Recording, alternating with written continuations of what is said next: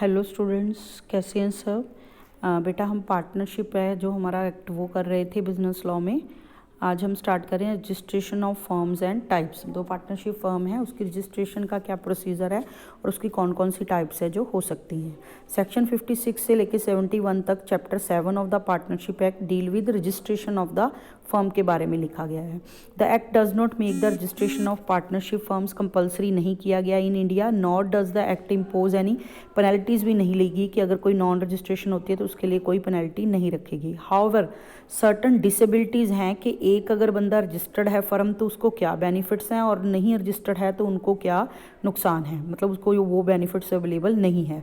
The procedure for registration is very simple and the disadvantages of non registration are so many that generally the partners of a firm would like to get the firm registered. तो कहता बहुत सारी उनको disadvantages रहती हैं अगर वो नहीं कराते रजिस्ट्रेशन। कंपलसरी कोई नहीं है, पेनल्टी कोई नहीं है, लेकिन अगर वो नहीं कराते तो खुद ही फर्म को नुकसान होता है, तो इसलिए जनरली फर्म जो है वो पार्टनर्स रजिस्टर करा ही लेते हैं।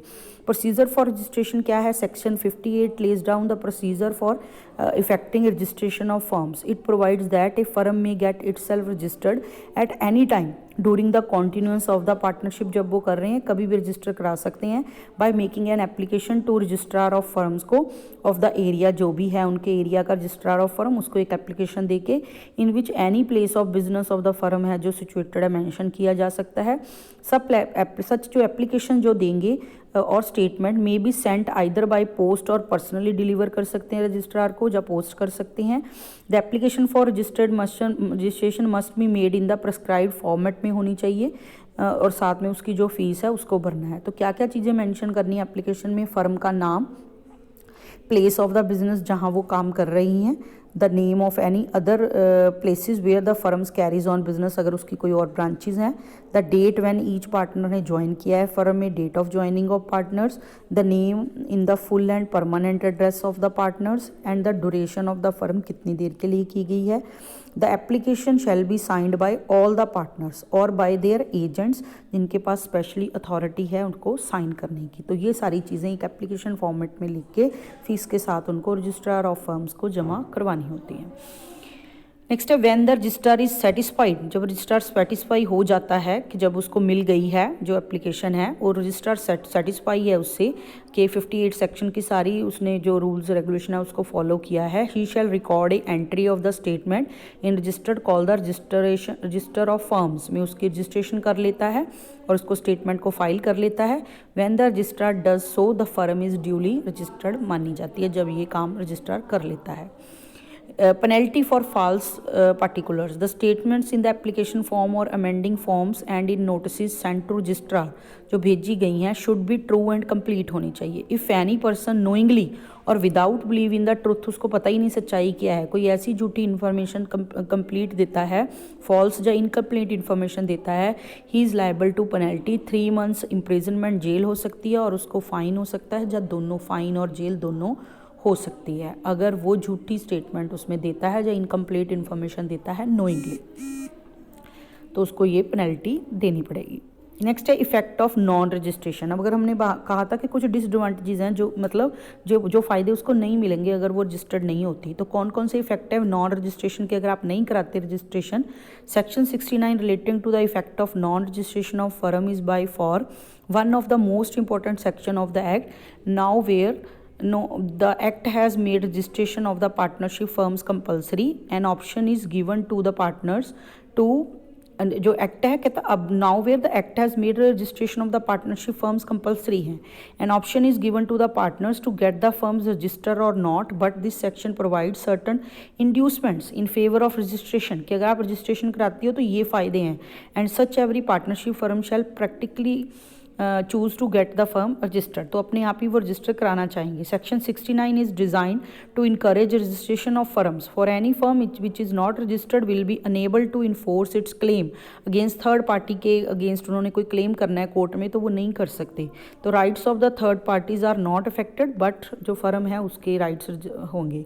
तो कौन एन अनरजिस्टर्ड फर्म्स हैं जो उनको क्या नहीं मिलेगा, no suit by a partner against the firm और the partner.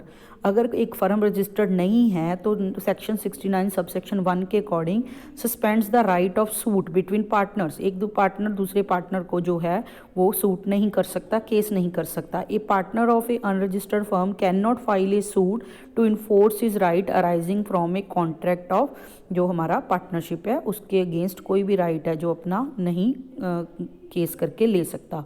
In order to institute a right not only the firm must be registered one but the partner suing must also be shown in the register of firms. तो अगर वो ये right लेना चाहता है तो एक यही नहीं है कि उसकी रजिस्ट्रेशन होनी चाहिए फर्म की, बल्कि जब फर्म की रजिस्ट्रेशन हो उसमें रजिस्ट्रार का उस पार्टनर का नाम भी होना चाहिए।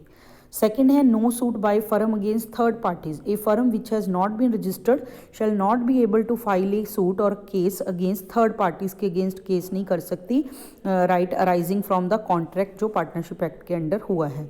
The suit can only be filed when the firm's registered and the name of the partner suing are shown in the register of firms. में नाम होगा उस बंदे का तो वही पार्टनर थर्ड पार्टी को स्यू कर सकता है। Neither the unregistered firm nor its partners when sued can claim a set off। कहता कि जो डिसेबिलिटीज़ हैं उसमें एक डिसेबिलिटी ये है कि neither the registered unregistered firm जो है वो और ना ही उसका कोई पार्टनर व्हेन स्यू किया जाए can claim A set of. तो वो कभी भी सेट ऑफ नहीं कर सकते कि मैंने भी इससे पैसा लेना था उसके बराबर कर दिया जाए।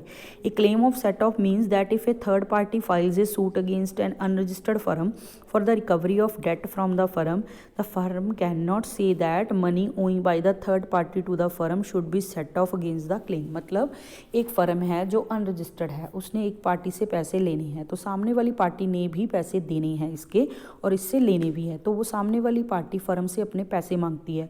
तो जो फर्म है वो ये क्लेम नहीं कर सकती कि जो पैसे हमने तुझसे लेने थे उसके अगेंस्ट इसको सेट ऑफ किया जाए, क्योंकि पार्टी जो हमारी फर्म है वो रजिस्टर्ड फर्म नहीं है।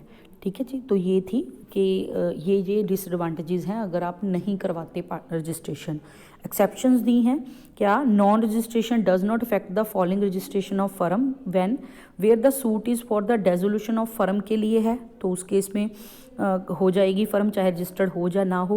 Where the suit is for the accounts of dissolve किए जाएँ कंपनी के उसके लिए फर्म के। Where the suit is for the realisation of the property है कि इसको डिसॉल्व करके रियलाइज की जाए property. Where the suit or claim of the set off does not exceed, 100 रुपये से ज़्यादा की वैल्यू का सेट ऑफ नहीं है तो भी माना जाएगा। Where the firm concerned has no place of business in India, उसमें उसका फर्म का है ही नहीं है उस केस में। Where the place of business of the firm concerned is situated in an area which is exempted है एरिया इस प्रोविजन से, इस रजिस्ट्रेशन ऑफ फर्म एक्ट से, तो उस केस में नहीं अलाउ होगा। वेयर द ऑफिशियल रिसीवर और the official assignee of the court as the case may be seeks to realise the property of an insolvent partner की बात हो रही है, उसके जो ऑफिशियल रिसीवर हैं उनको भी ये रिस्ट्रिक्शंस हैं जो नहीं हैं, जो डिसएडवांटेजेस हैं अनरजिस्टर्ड फर्म्स की। तो दीज आर वेरियस डिसएडवांटेजेस अगर एक जो फर्म है वो रजिस्टर नहीं करवाई जाती। तो जनरली पार्टनर्स इन डिसएडवांटेजेस को नहीं लेना चाहते, इसलिए पार्टनरशिप को रजिस्टर करा ही लेते हैं। मिलते हैं बेटा नेक्स्ट वीडियो में।